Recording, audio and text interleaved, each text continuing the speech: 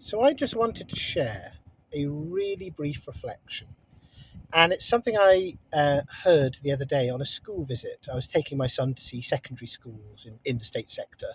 Um, and a deputy head teacher at one of the schools, they just said something that really struck home with me. So, just to mention, my background was in sort of education policy analysis and advice. I've sort of helped organisations over the years kind of understand policy change and prepare for it and so forth.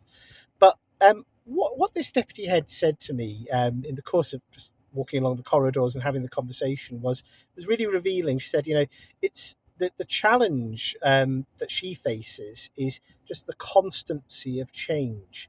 That the only constant that they can rely on is change in terms of performance targets, the inputs, the policy inputs, the standards, the accountability settings coming through, whether it be from DFE, Ofsted, the local authorities are in the mix as well to an extent still. And their own academy federations in many cases, setting internal performance standards across the trusts. And that's important because I think, reform has a big mission in education. We have a lot to do. But as we kind of approach that, and as any party really approaches it, you have to think also about the balance between how much you want to put your foot on the gas. And by the way, my car is not moving.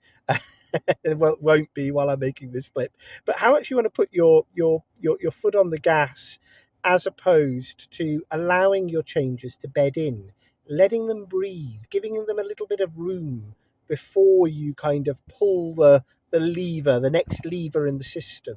And so that's just, one of the things that reform is going to have to get right is, putting changes in place, but bringing professionals within the various sectors of the public sector with us. You know, we have creaking public services, and it's not just due to a lack of money. I kind of tend to reject that narrative to an extent. It's very much the collectivist view that everything can be solved with more inputs. I think we're creaking for a variety of reasons, and one of the big ones is just that constancy of change and the cultural dynamics of modern leadership. So I just wanted to leave us with that reflection that let reform breathe as we make it.